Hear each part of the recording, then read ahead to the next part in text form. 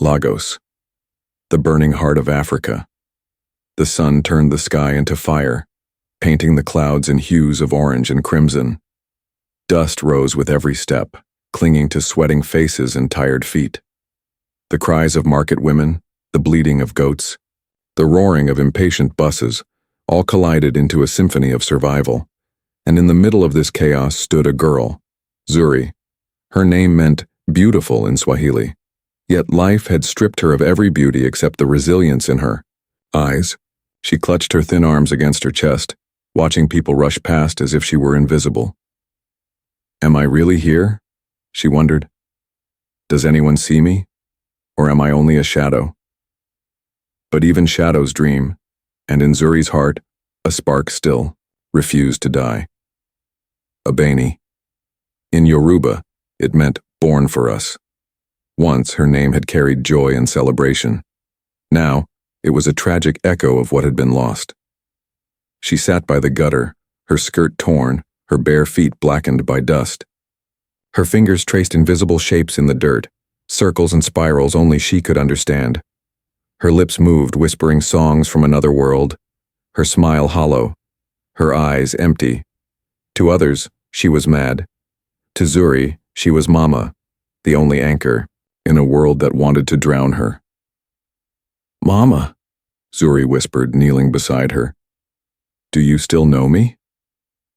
Abeni's gaze drifted to the sky, as if searching for forgotten stars. No answer came. Only silence, heavier than any insult, wrapped around Zuri's small shoulders. Night fell heavy over Lagos. The streets glistened with puddles of dirty rainwater, neon lights flickered weakly, and the smell of smoke and sweat hung in the air. Zuri knelt in the mud, her knees sinking into the earth, her small hands clasped tightly together. God, why? She whispered into the shadows. Why give me a mind that remembers, a heart that dreams, only to lock every door before me?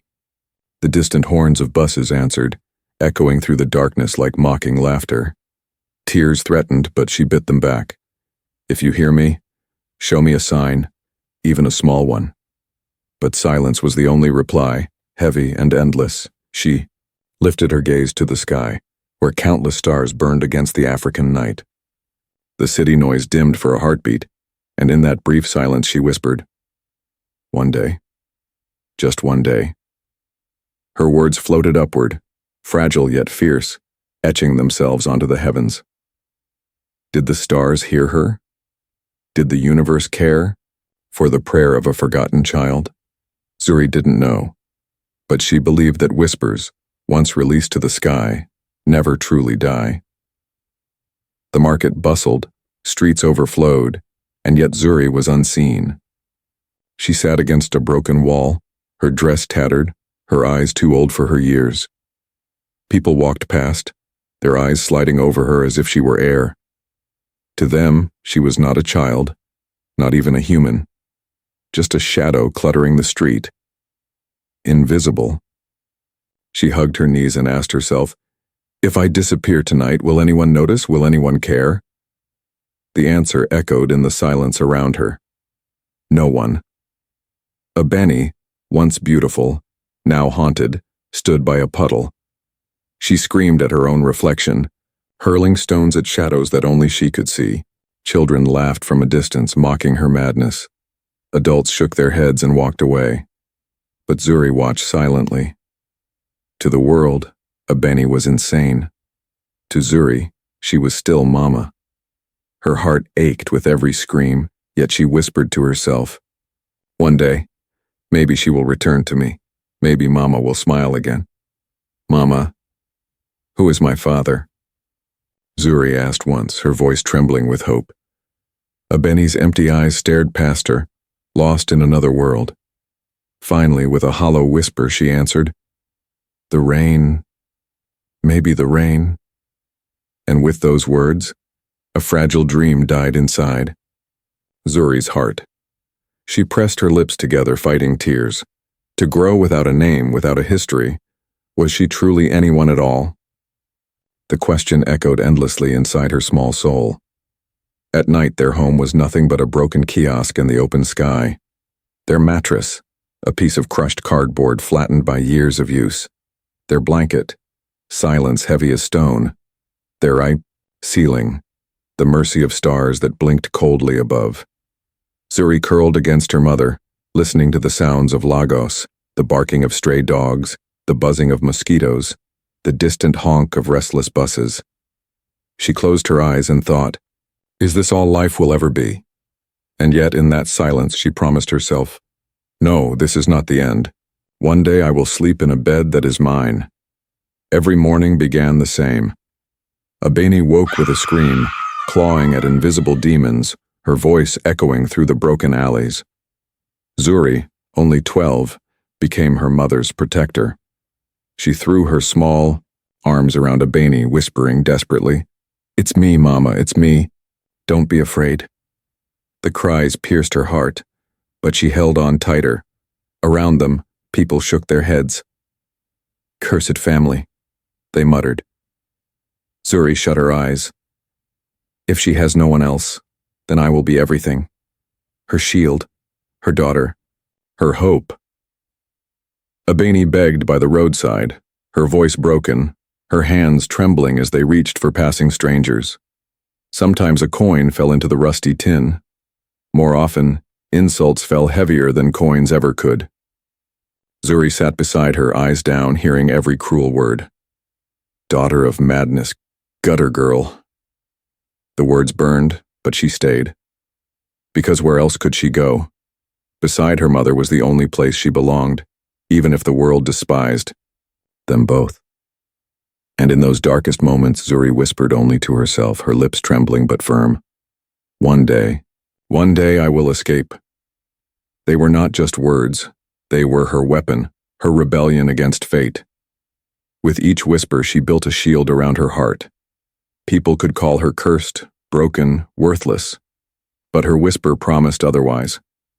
And though the world never heard it, the stars above carried her defiance. One afternoon, destiny shifted with something as simple as food. A plate of steaming jollof rice, red, rich, fragrant, was placed in front of Zuri. Her stomach twisted. Her eyes widened. She could hardly believe it was for her. The steam touched her face like a blessing. With the first bite, warmth spread through her body, not only filling her stomach but rekindling the fire in her heart. For the first time in months, she felt alive. Across the street, a woman watched her. Her name was Nia. In Swahili, it meant purpose. She was strong, full-bodied, her anchor a gown bright with color. But it wasn't her clothes people noticed, it was her eyes. They held something Lagos rarely gave: compassion. She crossed the street, her footsteps steady, and asked softly, "Child, what is your name?" For Zuri, it was the first time someone cared to ask. Nia placed a plate of food into Zuri's trembling hands, jollof rice and meat, steaming in the afternoon sun. Zuri hesitated. Nothing in Lagos was free. Surely there was a price. But Nia's smile was gentle, her voice steady. "Eat, my child, I want nothing but to see you full." The first bite nearly broke her. Months of hunger melted into that one taste. For the first time in her life, food tasted like love. "Don't be afraid, I'm not like the others," Nia said, her eyes steady. A tear slipped down Zuri's cheek. She wanted to believe, yet trust was foreign to her world. Still, she nodded slightly, whispering, "Thank you, Mama." Nia froze, her chest tight with emotion, for in that single word, Zuri had given her a place in her heart. Nia returned with bottled water and a piece of soap. "Wash your hands, child," Zuri obeyed, rubbing her small palms until the dirt ran off. The water was cool, the soap harsh, but in that moment she felt something greater than food: dignity. She looked at Nia, and for the first time believed she might be worthy of more. "Come tomorrow," Nia said. "Sweep my shop, wash plates, serve food. I will feed you in return." Zuri's breath caught in her chest. A chance, small, fragile, but real. She nodded so hard her neck nearly snapped. Yes, Mama, I will come. And with that promise, the first seed of tomorrow was planted in the soil of her heart. Afternoon sun blazed over Lagos, burning the ground beneath bare feet. Zuri crouched in the corner of Nia's stall, a stick in her hand. On a scrap of paper and patches of dust, she traced numbers, 2x3 = 6. Her lips moved silently, repeating the lesson she had once overheard through the walls of a school. Nia noticed, bent down, and asked in astonishment, "Child, where did you learn this?" Zuri lifted her timid eyes. "From listening outside a classroom. I remember everything they said." Nia's breath caught. She realized in that moment, this girl carried a mind brighter than the sun scorching Lagos. A week later, Nia returned with a treasure. In her hands was a brand new exercise book and a pack of pencils. "This is for you," she said, pressing it into Zuri's trembling hands. Zuri stared at the clean white pages as though they were gold. She ran her fingers across the smooth paper, whispering, "My own book, my own pencil." For her, this was not just stationery. It was a key, the first key to the locked doors of her destiny. When Nia finally handed her a second-hand school uniform, Zuri held it against her chest. It was faded, too large, patched at the edges. Yet when she looked at it, it was no rag. It was a crown. She pressed her face into the fabric and whispered, "Now I can belong somewhere. Even if just for a little while." Tears of joy stained the old cotton, making it new again. On her first day at the public school, whispers followed her. Children giggled, pointing at her oversized uniform and bare ankles. But then the teacher asked a question. The room fell silent. Before anyone else could raise a hand, Zuri spoke, clear, precise, unwavering. The answer was correct. The classroom gasped. In that moment, the laughter died, replaced by awe. "Who trained this child?" Teachers whispered to each other, unable to believe what they saw. Zuri lifted her chin, her eyes glowing with pride, and answered with only 2 words, "Mama Nia." Those words spread like fire. Everyone wondered who this woman was that had awakened such brilliance in a street girl. Every evening after class, Zuri ran back to Nia's stall. She swept the floor, washed plates, served steaming bowls of food. But more than work, she watched carefully. How Nia greeted customers, how she smiled, how she handled money. Zuri wasn't just working, she was studying life. And when Nia said, "Well done," it was worth more than gold. One evening, after a long day, Nia touched Zuri's shoulder and said, "Good girl." The words were simple, but for Zuri they were thunder. No one had ever been proud of her. Her eyes welled with tears, her chest swelled with joy. That night, as she lay on her cardboard bed, she whispered the words over and over, good girl," until she fell asleep, smiling.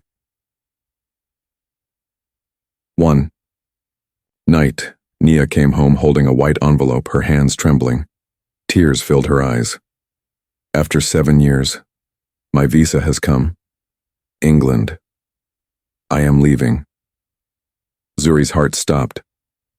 She whispered, "What about me?" Nia lowered her gaze, unable to meet her eyes. "Only me, child.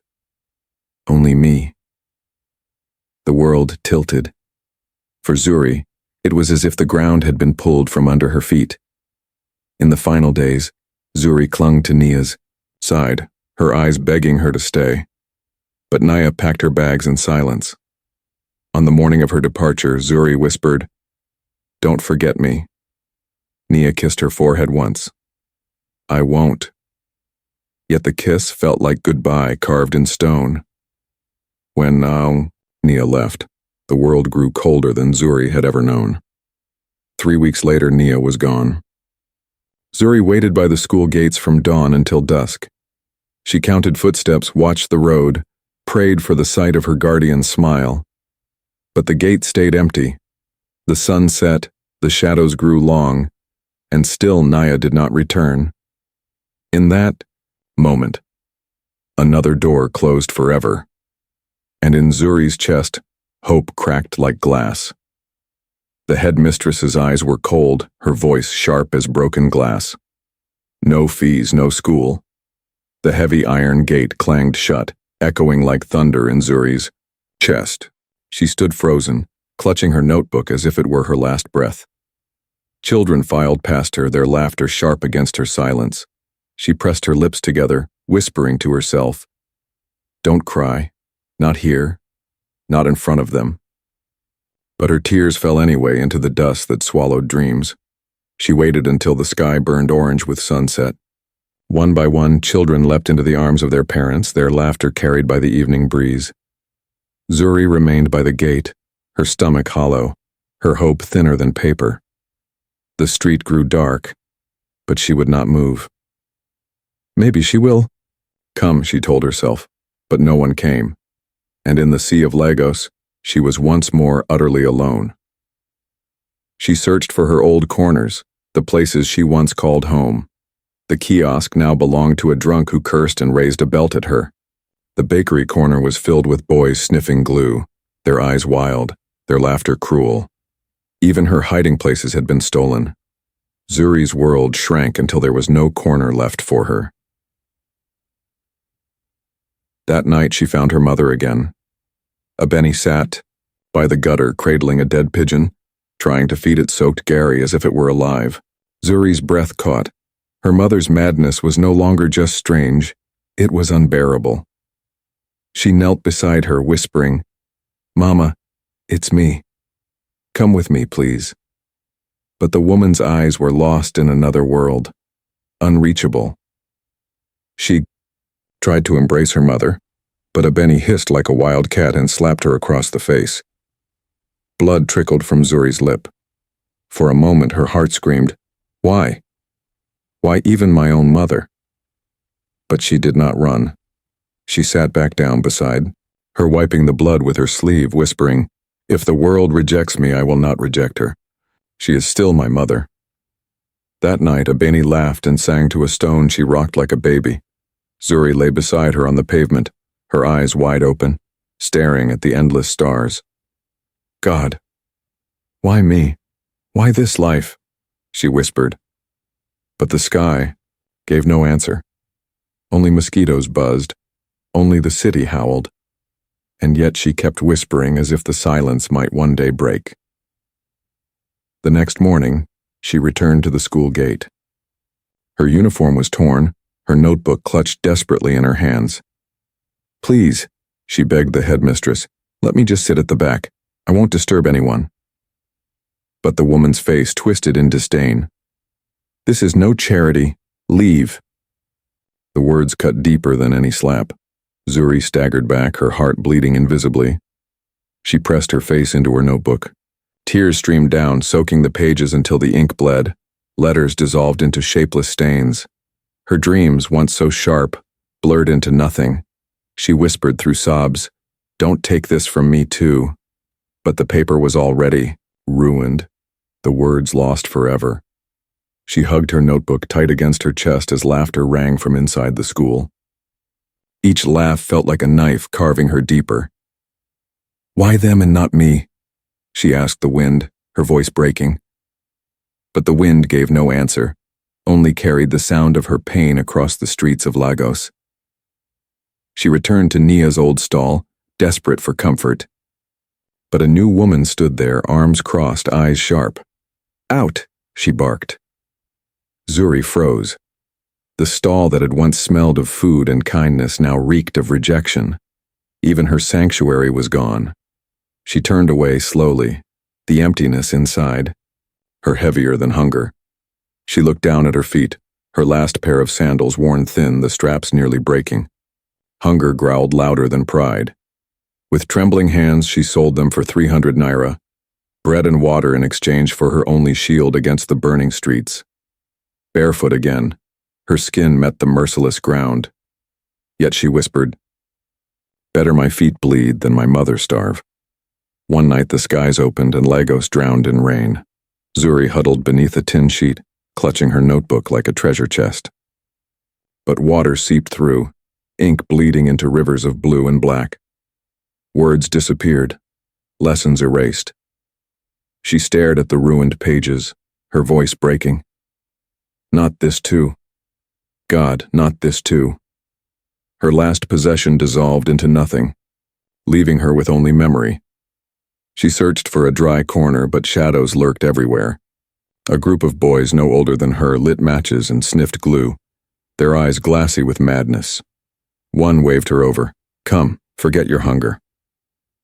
Zuri shook her head, backing away. Hunger was cruel, but she knew poison was worse. She chose pain over oblivion, because pain meant she was still alive. Night draped Lagos in shadows. Zuri walked alone, her bare feet bleeding, leaving red stains on the dust. Each step hurt, but she would not stop. She whispered into the darkness, if I stop, I die. If I move, maybe I live. Her body trembled, but her spirit burned. Even broken, she refused surrender. She lifted her face to the heavens, her lips cracked, her eyes blazing. One day, she swore to the stars, even if the world forgets me, I will not forget myself. I will rise. Her voice carried into the night, swallowed by the vast African sky. And though no one heard her, the stars bore witness to her vow. Queen's Crest International School towered like a palace in the heart of Lagos. Golden gates gleamed in the sun, polished cars rolled past, and children in crisp uniforms stepped out like royalty. Zuri stood at the edge, barefoot, dust clinging to her skin. Her heart whispered, "Go closer." She knew she didn't belong, but longing was stronger than fear, and so she moved toward the palace of dreams. At the back of the school stood a lone mango tree, its branches heavy with fruit, its roots twisted deep into the earth. Zuri crawled through the thorn bushes, her arms scratched, her feet bleeding. She pressed her back against the trunk, peering through an open window. Inside, chalk scraped the board. Lessons flowed like a river. She whispered, "This will be my classroom." Every day she returned to the mango tree. With scraps of paper torn from garbage and a broken pencil stub, she copied words she heard. Multiplication tables, English phrases, science terms. Each word was a brick building her hidden future. Her lips moved silently, repeating after the teacher. In her heart she whispered, "I will not waste this mind. Even if no one lets me in, I will learn." One day the teacher spotted her, thin girl, torn dress, eyes burning with hunger for knowledge. "You there," she shouted. The class turned, laughter erupting like fire. "It's that crazy girl again." Zuri's heart pounded. Her cheeks burned, but she did not run until the teacher raised a stick. Then fear overtook courage, and she fled through the thorns, tears streaking down her dust-covered face. At another school she tried again, crouching outside the broken fence. But children noticed her. A stone flew, striking her shoulder. "Witch! Mad girl!" they shouted. The pain burned, but she clenched her jaw, refusing to cry. She whispered, "If this is the price of knowledge, I will pay it." And she stayed, even with blood staining her dress. The school guard spotted her again. His grip was iron as he seized her thin arm. "You little thief, always sneaking around." Zuri's voice trembled. "I am not a thief, sir. I just want to learn." His eyes narrowed. "Learn? Go ask your mad mother to teach you." He shoved her to the ground. The children at the fence laughed, some whispering, some mocking. Zuri bit her lip until it bled. Inside, her heart screamed, "Why must knowledge be locked away from me?" But aloud she whispered only, one day I'll prove you." Wrong, she sat under the mango tree again. With a stick she carved multiplication tables into the dust. 2x2 na 4, 3x3 rouse 9. Wind blew, erasing them. She drew them again and again until her fingers blistered. Her inner voice whispered, "The ground will be my blackboard, the stick my pen. Nothing will stop me." A passing boy sneered, "Why bother? You'll never be like us." Zuri looked up, fire in her eyes. No, I will be more. The boy laughed and ran off, but her words lingered like a vow. That night, under the vast Lagos sky, she raised her face to the stars. God, why give me this mind if only to let it rot? Why let me burn with questions but lock the doors of answers? Her voice cracked into sobs. Around her, stray dogs barked, the city groaned, but the heavens gave no reply. She hugged her knees, whispering to herself, maybe silence is your answer. Maybe you are testing if I will break. Yet she didn't break.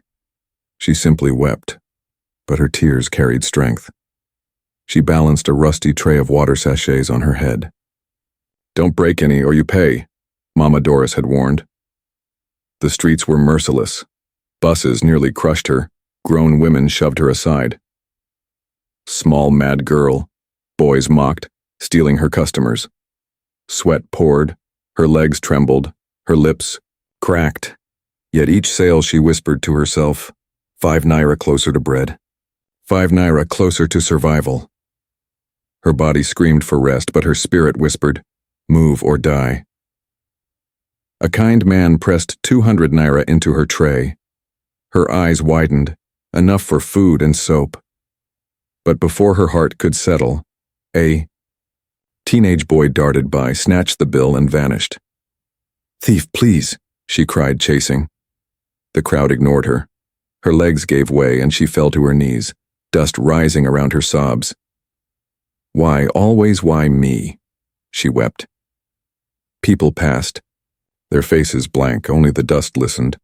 She still managed to bring bread home. She broke it into pieces and fed her mother. Eat, Mama. Abeni's eyes clouded. Are you the angel with black wings? Zuri's lips trembled. No, Mama. It's me, Zuri, your daughter. Abeni giggled, clapping her hands. My daughter drowned in oil. They told me so.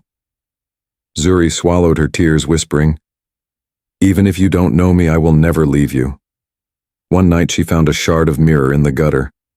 She lifted it, saw her reflection. Sunburned face, cracked lips, swollen eyes. Yet when she whispered a question, her mind answered swiftly. 6 divided by 3 is 2. She smiled weakly. The world can break my body, but not my mind. And in that broken mirror, she saw not a street child, but a fighter. She crouched by another school fence, listening. Children recited, 2 times 2 is 4. She mouthed along. This time, someone was watching her. A girl in spotless uniform, neat braids, polished shoes. Their eyes met. The girl tilted her head curiously, and fate shifted. Is it you? The girl asked softly. Zuri flinched, ready to run, but the girl smiled. My name is Amara, it means grace. Zuri whispered. Zuri, it means beautiful. Amara's eyes widened. Then you must be. Sit with me? 2 worlds collided under the Lagos sun, one rich, one forgotten. But in that moment, a fragile bridge was built. Amara opened her math book. Can you teach me this? Fractions stared back, numbers like chains to her. Zuri studied them, then smiled. Yes, start with the denominators. Amara listened, her eyes lighting with understanding. For the first time, she solved a problem without fear. She gasped, laughing. I understand. Zuri clapped quietly. You're not dumb, Amara. You're brilliant. And under that mango tree, a secret classroom was born. Day after day, week after week, Amara and Zuri met beneath the mango tree. One in spotless uniform, the other barefoot in a torn gown. Amara brought textbooks, Zuri brought brilliance. Sometimes Amara whispered, why is it so easy when you explain? Zuri smiled shyly. Because I know what it means to listen like your life depends on it. The mango tree became their cathedral, of knowledge, their secret school where hope defied the world. For the first time in years, Amara laughed freely. Zuri had taught her not just lessons, but joy. You make me feel like I'm not alone, Amara whispered. Zuri's heart tightened. I've always been alone. Until you. Their laughter rose above the noise of Lagos. In the chaos of the city, they had carved out an island of peace.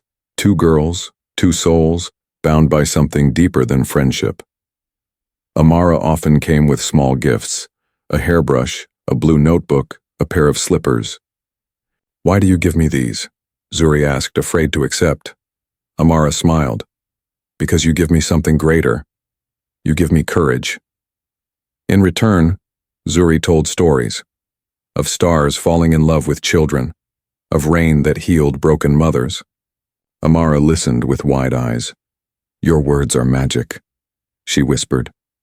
And Zuri, for the first time, believed it. One afternoon, Amara's face darkened. "What if my father finds out about us?" Zuri lowered her gaze. "Then you'll forget me. Rich fathers don't want their daughters with girls like me." Amara shook her head fiercely. "Never. To forget you would be to forget myself." Zuri whispered, "But the world is cruel. It can break us." Amara gripped her hand tightly.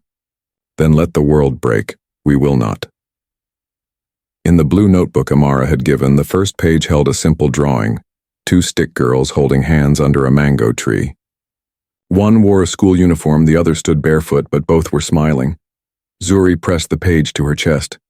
"This is my treasure, proof that someone sees me." Amara whispered, "Promise me you'll never let go." Zuri's voice cracked. "I promise." One day the hum of black SUVs filled the schoolyard. Men in suits stepped out, radios crackling, and then Chief Adeyemi, Amara's father, billionaire of Lagos. His eyes scanned the grounds, sharp and unyielding. Zuri froze beneath the mango tree. Amara whispered, "That's my father." Zuri's chest tightened. Then I should run. But it was too late. His eyes had already found hers. Chief Adeyemi's voice thundered, "Amara, what are you doing here?" Amara stood tall, fire in her eyes. "I am with my friend. She is the one who teaches me, not your expensive tutors." Gasps filled the air. The guards exchanged uneasy glances. Adeyemi's brows furrowed. "This girl? This barefoot child?" Amara's voice did not waver. "Yes, my teacher, my friend." Silence struck the schoolyard, heavier than stone. Chief Adeyemi's eyes softened just slightly. He turned to Zuri. "Who are your parents, child?" Zuri's lips trembled. "I never knew my father. My mother. She is lost in madness on the streets." Her chest felt naked, exposed to judgment. Adeyemi paused, then spoke firmly.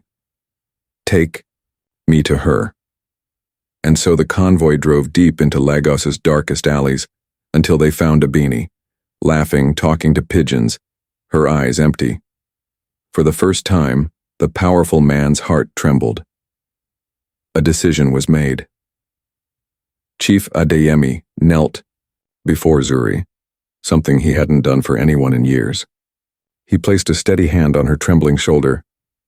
"If you will accept me, from today I am your father. You are no longer alone." Zuri held her breath. Her heart screamed, "Can this be real? Can dreams walk into daylight?" Her tears fell, not from pain this time, but from the unbearable weight of hope. That evening, for the first time in years, Zuri sank into warm water. Soap bubbles clung to her skin, dirt flowing away like rivers of sorrow. She whispered to her reflection, "Am I still the girl of the streets?" Her heart answered, "No. You are being reborn." The bath was not just water, it was baptism, washing away years of dust, tears, and shame. The next morning, Zuri stood before the mirror. A crisp, neatly ironed uniform hugged her thin frame. Black shoes shone at her feet. White socks covered her bruised ankles. She touched the fabric with trembling fingers. "Am I still a street child?" she whispered. Her reflection answered back in silence. "No, you are a student now." Amara's mother entered with a smile, holding a comb. "Shall I do your hair, child?" Zuri's throat tightened. "No one has ever—" She paused, tears in her eyes. Yes, please. For the first time, she felt like someone's daughter. In the backseat of a sleek SUV, Zuri sat beside Amara. Her heart raced, her palms sweaty as she clutched her notebook. Amara grinned. Don't be nervous, you belong here. Zuri shook her head. No, I don't. Amara leaned closer. Then borrow my courage until you find your own. The city of Lagos blurred past the tinted windows, markets, dust, horns, life. And inside the car, a barefoot girl dared to dream she was no longer an outsider. That day, for the first time, Zuri walked through the golden front gates of Queen's Crest. Whispers spread. Isn't that the street girl? Some students sneered, some stared, but Zuri lifted her chin high. She walked not as a beggar, not as a shadow, but as a student. Beside her, Amara squeezed her hand. Ignore them. Today, you walk with me. And so together, they crossed into the world that once shut its doors. In class, Zuri raised her hand. Question after question, her answers poured out with clarity and speed. Teachers exchanged astonished looks. This girl, extraordinary. One leaned forward. Who trained you? Zuri answered simply, the streets and my friend. Her eyes glowed, for knowledge was no longer a dream but destiny. Every word she spoke told the world, I am here. I will not be erased. That night, Zuri stepped onto the balcony of her new room. The sky blazed with stars, each one a witness to her journey. She whispered, God, I asked for a mother, a friend, a father. You gave me all three. I promise, I will not waste this chance. Her heart swelled with a fire that Lagos could not extinguish. From the dusty gutters of the city she had risen, not just as a girl but as hope itself. And though she did not know it yet, her future would become a beacon for countless forgotten children. For the world would one day remember her name Zuri.